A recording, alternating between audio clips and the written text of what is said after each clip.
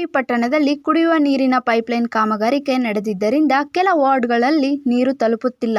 ಆದರೆ ಎಲ್ಲ ವಾರ್ಡ್ನಲ್ಲಿ ನೀರು ಬರುತ್ತಿದೆ ಎಂದು ಬ್ಲಾಕ್ ಕಾಂಗ್ರೆಸ್ ಅಧ್ಯಕ್ಷ ಗಫೂರ್ ಸಾಬ್ ತಿಂಗಳು ರಾಯಚೂರು ಜಿಲ್ಲೆಯ ಮಾನ್ವಿ ಪಟ್ಟಣದ ಭಾರತ್ ಜೋಡೋ ಕಾಂಗ್ರೆಸ್ ಭವನದಲ್ಲಿ ಸುದ್ದಿಗೋಷ್ಠಿಯಲ್ಲಿ ಮಾತನಾಡಿದ ಜಾವೇದ್ ಖಾನ್, ಹೋರಾಟದ ನೆಪದಲ್ಲಿ ಸಚಿವ ಬೋಸರಾಜು ಅವರ ವಿರುದ್ಧ ಮಾತನಾಡುವುದು ಸರಿಯಲ್ಲ.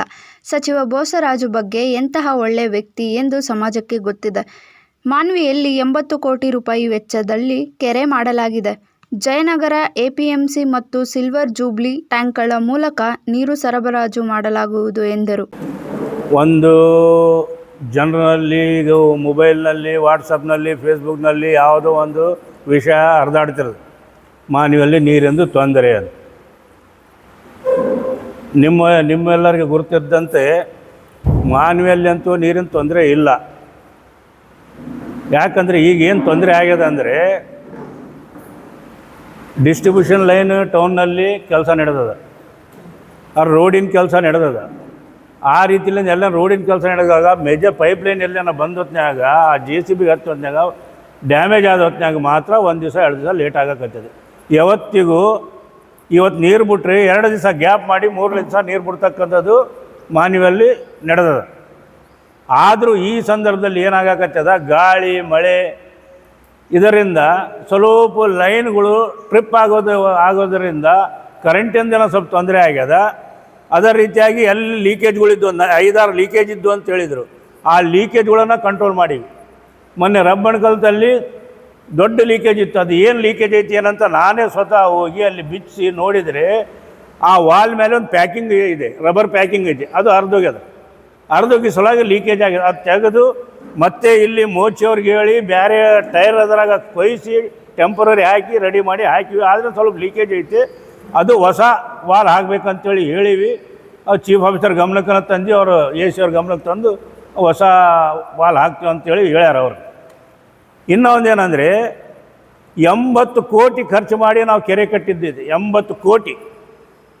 ಯಾವಾಗಲೂ ಕೆರೆಯಲ್ಲಿ ನೀರಿದೆ. ಇವತ್ತಿಗೆ 7.5 ಮೀಟ್ರ್ ನೀರಿದೆ. ಮಾನ್ವ್ಯಾಗ ನೀರಿಲ್ಲ, ಕುಡಿಯೋಕೆ ನೀರಿಲ್ಲ, ಆ ವಾರ್ಡಿಗೆ ನೀರಿಲ್ಲ. ಕೆಲವೊಂದು ವಾರ್ಡಿಗೆ ಎಲ್ಲಿ ತೊಂದರೆ ಆಗ್ಯದ ಅಲ್ಲಿ ಮಾತ್ರ ಟ್ಯಾಂಕರ್ ಮುಖಾಂತರ ನಾವು ಕಳ್ಸಕತ್ತೀವಿ. ಅದರ ಮೇಲೆ ನಮ್ಮದು ನಿಗಾ ಐತೆ, ನಾವು ನೋಡ್ತಾ ಇದ್ವಿ. ಚೀಫ್ ಆಫೀಸರ್ಗೆ ಅದಕ್ಕಂಥ ಸೆಂಟ್ರಲ್ ಇನ್ಸ್ಪೆಕ್ಟರ್ಗೆ ವಾಟರ್ ಸಪ್ಲೈ ಅವ್ರ ಮೇಲೆ ನಾವು ಎಲ್ಲ ನಿಗಾ ಇಟ್ಟು ಅವ್ರಿಗೆ ಕಳಿಸ್ತಾ ಇದ್ವಿ. ಎಲ್ಲಿ ನೀರಿನ ತೊಂದರೆ ಐತೆ ಟ್ಯಾಂಕರ್ ಮುಖಾಂತರ ಅಲ್ಲಿ ನೀರು ಮುಟ್ಟಾಕತ್ತೆ.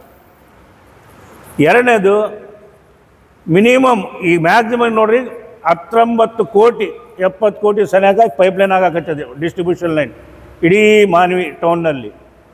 ಅದರಲ್ಲಿ 2 ಓವರ್ ಟ್ಯಾಂಕ್ಗಳು ಆಗಾಕತ್ತೆ, ಒಂದು ಜಯನಗರನಲ್ಲಿ, ಒಂದು APMCನಲ್ಲಿ. 12.5 ಲಕ್ಷ APMCಲ್ಲಿ ಆಗೋದು ಟ್ಯಾಂಕ್. ಇಲ್ಲಿ ಜಯನಗರನಲ್ಲಿ ಆಗೋದು 7 ಲಕ್ಷ 7.5 ಲಕ್ಷ. ಅದೇ ರೀತಿಯಾಗಿ ಇಲ್ಲಿ ಸಿಲ್ವರ್ ಜೂಬ್ಲಿ ಟ್ಯಾಂಕ್ನಲ್ಲಿ ಒಂದು 15 ಲಕ್ಷ ಲೀಟ್ರದ್ದು ಆಗ್ಯದ.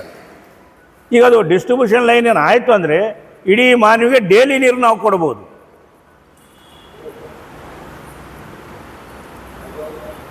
ಅದೇ ರೀತಿಯಾಗಿ ನೋಡ್ರಿ, ಈಗ ಎಲ್ಲ ಕಡೆ ವಾಟರ್ ಸಪ್ಲೈ ಅವರು ಸ್ಟ್ರಿಕ್ಟವಾಗಿ ಶಾಸಕರು, ಮಂತ್ರಿಗಳು ಸ್ಟ್ರಿಕ್ಟವಾಗಿ ವಾರ್ನಿಂಗ್ ಕೊಟ್ಟಿದ್ದಾರೆ.